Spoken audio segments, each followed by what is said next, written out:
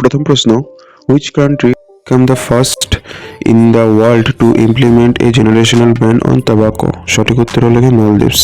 India Post Payment Bank sign an MOU with which organization for provident fund service?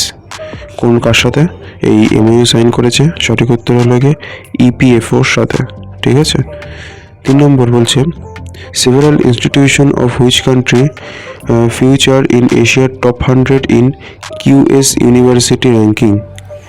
সঠিক উত্তর হলো India. কার সাথে? ইন্ডিয়ার সাথে।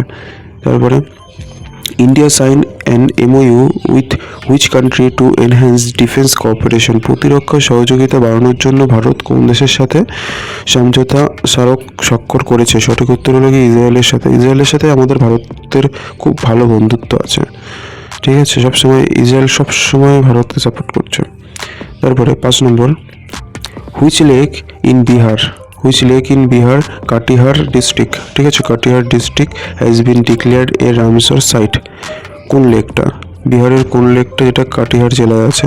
সঠিক উত্তর হলো গোগাভিল লেক। 6 নম্বর, in which year did the election commission start the international election visitor programme? সঠিক উত্তর হলো 2025। নির্বাচন কমিশন কোন সালে আন্তর্জাতিক নির্বাচন পরিদর্শক কর্মসূচি শুরু করে? সঠিক উত্তর 2025-এ শুরু করে। আচ্ছা, 7 নম্বর, IFFCO and Amul were included in the list of world leading committee of which sector? এটি হলো গিয়ে এগ্রিকালচার সেক্টরে। ঠিক আছে। ইফকো অ্যান্ড আমুল বিশ্বের শীর্ষস্থানীয় কোন খাতের কমিটির তালিকায় অন্তর্ভুক্ত করা হয়েছে? সেটা হলো এগ্রিকালচার সমবায়। তারপরে, CBSC host its first international conference in which city? সঠিক উত্তর হলো কি দুবাই। তারপরে, দয়া ডংরে যিনি সম্প্রতি মারা গেছে, যিনি হু recently passed away was associated with which field? কোন ফিল্ডের সাথে দয়া ডংরে যুক্ত? সেটা হলো তিনি হলো কি আর্ট শিল্পের সাথে যুক্ত। ঠিক আছে।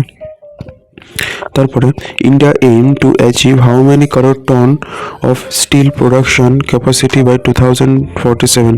সঠিক উত্তর হলো কি 50 crore ton capacity India achieve করতে দেয় 2047-এর মধ্যে।